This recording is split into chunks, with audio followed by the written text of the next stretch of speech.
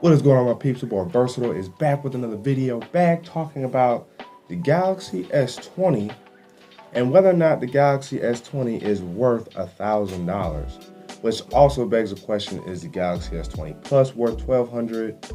And is the Galaxy S20 Ultra worth $1,400? So, before we get into that, make sure you guys ignite that like button, subscribe if you haven't already, and hit that notification bell so that way you guys get informed when I drop videos. Now let's get into the video. So we're going to take a trip down memory lane. We're going to look at what Samsung's phones costed prior to 2020 and see if the $1,000 price tag makes sense for the S20, especially given all that it actually entails or includes as a package. So let's begin in February 2016. How much did the S7 Edge and the S7 cost when Samsung announced those phones? They costed, for the 32GB version in 2016, $700, and the S7 Edge cost $780. Yes, so of course I think you could have upgraded the storage maybe to 64 gigs, but I can't honestly remember if they actually released more than one model at the time. They probably did, but of course they were always expandable for storage. So just 4 years ago, the phones were $700 and $780, the S7 and the S7 Edge. Remember, the Edge technology was pretty new back then because it had that came out I think a year after the Note Edge. And when did the Note Edge actually come out? Yeah, no, I think that came out around the Note 4, right? So you're looking at a year or two after the Note Edge, and then the Galaxy S6 had the Edge technology, and the S7 Edge definitely took it, home to where we were up until basically this year, 2020. So again, February 2016, $700, $780 for the Galaxy S7 and Galaxy S7 Edge. Now, next year, February 2017, when the S8 and the S8 Plus were announced, how much were those phones? If we go ahead and look at that, the S8 and the S8 Plus came with 64 gigs of storage, and the 7 and the S8 started at $750, and the S8 Plus started at $850. So basically, $50 more and $70 more for the bigger model. So compared to the S7 and the S8, $700 versus $750, and then the S7 Edge versus the S8 Plus, $780 versus $850. So you saw a reasonable jump in price because you get a bigger phone, a little more curvature of display probably. So you're looking at a normal boost in price by about $50 for the bare minimum, for the base device. That's what we're really comparing the base prices, Lord have mercy, the base prices. We're not looking at, okay, if you want the 512GB version, all that type of stuff, just the base price. S7, $700, S8, $750, 7 Edge, $780, S8 Plus, $850. So this is 2017 now. We're already creeping in the $850 range for the bigger model. And you also saw the precedent of the bigger model taking the bigger price tag, kind of skipping up a little bit in price. Now let's go to 2018. How much did the S9 and the S9 Plus cost? Looking at the S9 actually took a slight step back and started at $720, and the S9 Plus started at $840. That's 2018. Now, correct me if I'm wrong, but I probably will be wrong. Is that the year after the Note 7 had its issues? Did the Note 7 have its issues in 2017 or 2016? It might have been 2016.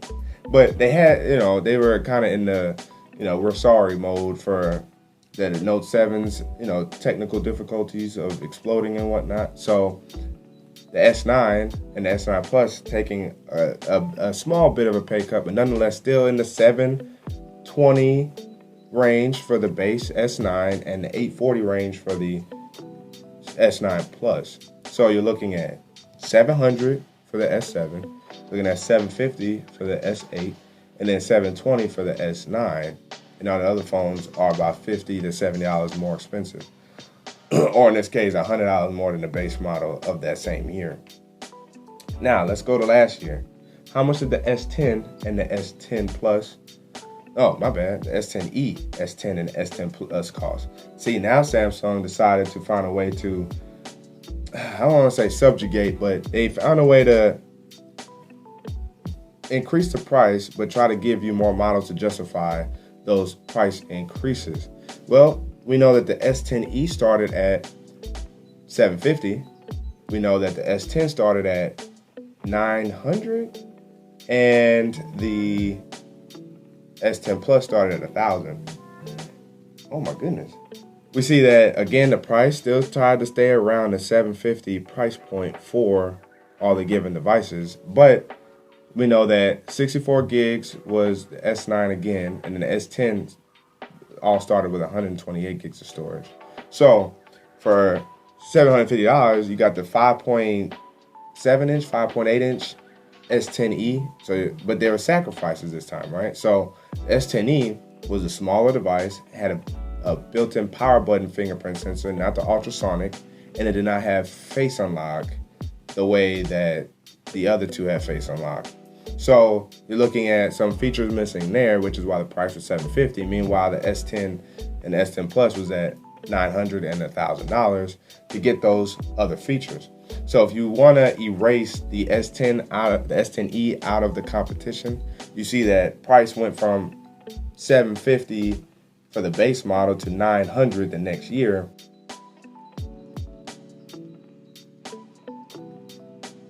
For the S10.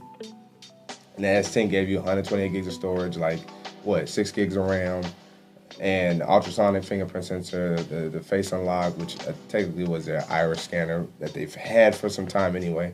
So you got all that bundled in for $900.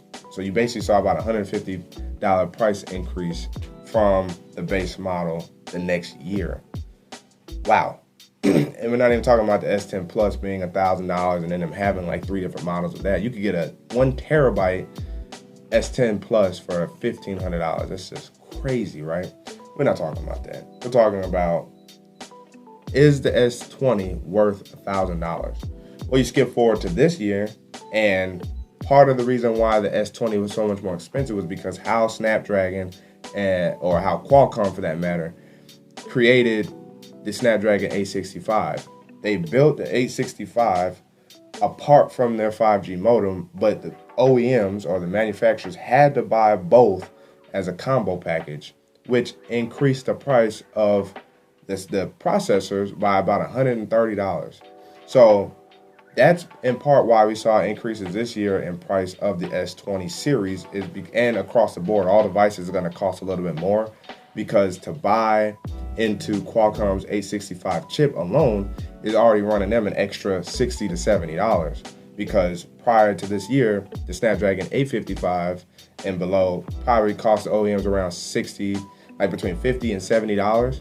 And so now you see this $80 increase of $130 for them to buy into or buy the package deal, the 865. That's why we're going to see prices hike this year, because of how Qualcomm designed the chip. So we look at this year, the S20 costs $1,000, the S20 Plus costs $1,200, and the S20 Ultra costs $1,400. When you look at how they tried to, segregate, I guess you could say, each phone, with the S10 series, the S10e was $750, and you go up a whole $150 more for the S10. In this case, the S20 is $1,000, S20 Plus is $1,200. So it's a $200 difference. Part of that $200 difference, instead of $150, is because of the processor and the fact that you get more 5G technology with the S20 Plus and the S20 Ultra. But then you see the S20 Plus to the S20 Ultra, there's another $200 gap. And yes, you get a little bit more, but it's not that much. The problem Samsung had this year was the fact that all of their phones had all the good base minimum specs. So the way they tried to differentiate the three devices was with 5G, battery life, and cameras. The S20 Plus has like an extra time of flight sensor, and then the S20 Ultra, of course, has the famed or infamous space zoom, the 100x sensor for them in their telephoto technology, along with probably another extra camera sensor. Then you get the 5,000 milliamp battery, and of course, size also increases the price. So for $200, it doesn't make too much sense for the price gap to be that much between the Ultra and S20 Plus. But in order to sway consumers to buy one or the other, they have to make prices enough of a difference to make you think about which device you actually want to buy. And so that's why you see a $200 difference between each device. Now back to the question, is the S20 worth $1,000? And I would say it is. It's worth $1,000. When you factor in the fact that despite the S20 series costing Samsung basically a whole extra $200 and you could argue $240 to make when you look at each different phone. So you're buying these chips for 3 different phones, cost them about over $240 in total for 3 different phones. You factor in the fact that it cost them more to make there, and they didn't hit us over the head with that price tag of $1,000 just because they actually made reason with the new, I think you get UFS 3.1 storage in these devices, right? You get 12 gigs of RAM minimum in these devices. You get 128 gigabytes of storage at minimum in these devices. You get 6.2 inches worth of Quad HD display at minimum for these devices. You get 120 hertz refresh rate with these devices. You get 3 cameras at minimum, telephoto, ultra wide, and a standard wide at $1,000. And here you get decent support. Now that's the one thing that I feel like we should get more of if you're going to start charging $1,000. But for $1,000, you get a ton in this device, and you arguably get more in your phone for $1,000 this year in 2020 than you do in a base laptop. Base laptops do not come with 12 gigs of RAM. Base laptops come with anywhere between like 6 and 8 gigs of RAM. So you already get more RAM than a base laptop. The processing power in cell phones these days, or smartphones, are arguably equivalent to base laptops, right? So you're getting performance of a laptop in the palm of your hand, and for $1,000, you can also take pictures and take phone calls and text messages on the go. The S20 series, the S20 is worth $1,000. When you look at the pricing structure again of how Samsung priced their phones over the last 4 years, minus the blip with iPhone coming out and charging $1,000 out of the blue, Samsung tried their best to maintain their level of increase in price. And for them to try to hide and or justify $1,000, they increased the amount of models they gave us to choose from to fill in those gaps on the way up to $1,000. So at least in their case, it's not like they just gave us a phone out of nowhere, went from $750 to $1,000. You had different versions of their phones that reached that price point of $1,000 for the last 3 years. So that way, when they finally released a phone that was worth $1,000, then we should feel a little more comfortable knowing that we got a phone that's worth $1,000, and we can feel good about that. The reason being is because when you hear $1,000 smartphone, because it was so, I won't say ingrained in us from 2017 to how absurd that we have a $1,000 phone already and it's not actually worth $1,000, especially when you factor in that it only costs Apple $370 to make. We know that we hear that, we cringe. We're like, all right, I don't know about $1,000 for a phone. But unfortunately, it has desensitized us to the fact that at some point we will have reached a point where phones will be worth $1,000, and the S20 is there in terms of performance, in terms of specs, in terms of quality, and in terms of timing. The S20 is worth $1,000. That's it for this video. Hopefully you guys appreciated and enjoyed it. Let me know now in the comment section below what you guys think about phone prices, what you guys think about the S20. you guys think that it's worth $1,000 given some of the stuff I've talked about, or what you guys think.